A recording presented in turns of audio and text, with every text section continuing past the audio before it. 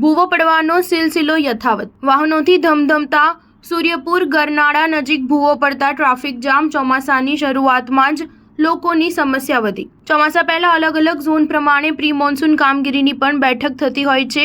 Municipal commissioner દ્વારા સમીક્ષા બેઠકો પણ કરવામાં આવે છે, પરંતુ માત્ર અધિકારીઓ કાગળ ઉપર જ કામગીરી બતાવતા હોય તેવું ફલિત થઈ રહ્યું છે। વરસાદ થતાની સાથે દર વર્ષની માફક આ વર્ષે પણ એવી જ સ્થિતિ જોવા મળી રહી છે। ક્યાંક રસ્તાઓમાં ખાડા દેખાઈ રહ્યા છે, તો સતત ભૂવા પડવાની ઘટના સમગ્ર ઝોનમાં બની રહી છે। પાલિકા દ્વારા નક્કર યોગ્ય કામગીરી ન થતી હોવાના કારણે લોકોની સમસ્યા સતત વધી રહી છે। સુરતના વરાછાથી સ્ટેશન તરફ જવાનો આ સૌથી વ્યસ્ત માર્ગ છે। રોજના લાખોની સંખ્યામાં વાહનોની અવરજવર અહીં જોવા મળતી હોય છે।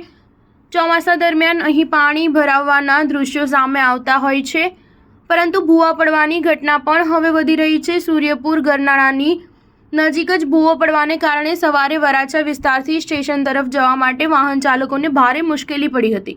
ભૂવાને લીધે ટ્રાફિક જામની સમસ્યા પણ સર્જાઈ હતી। ટ્રાફિક વિભાગના જવાનો દ્વારા તત્કાળ ટ્રાફિક નિયમન કરવા માટેની કામગીરી શરૂ કરવાની ફરજ પડી હતી। સ્થાનિક રહીશોએ જણાવ્યું કે ખાંડ બજાર સૂર્યપુર ગરનાળા પાસે ભૂવો પડવાની ઘટના બની છે। થોડા દિવસો પહેલા પણ અહીં પાલિકાની ટીમ દ્વારા રિપેરિંગની કામગીરી કરી હતી, પરંતુ ફરીથી એની એ જ સ્થિતિ અહીં જોવા મળે છે। આ સ્થળની વાત એ છે કે જ્યારે કોઈ વ્યક્તિ દ્વારા કોઈ ભૂલ થઈ હોય તો કોર્પોરેશનના અધિકારીઓ સુરા થઈ જતા હોય છે અને એક્શન લેવાના શરૂ કરી દે છે, પરંતુ જ્યારે કોર્પોરેશનના જ કર્મચારીઓ રિપેરિંગની કામગીરી કરવા છતાં પણ વારંવાર ભૂવો પડતો રહેતો તેને માટે કેમ સખ્તાઈથી કોઈ પગલાં લેવાતા નથી?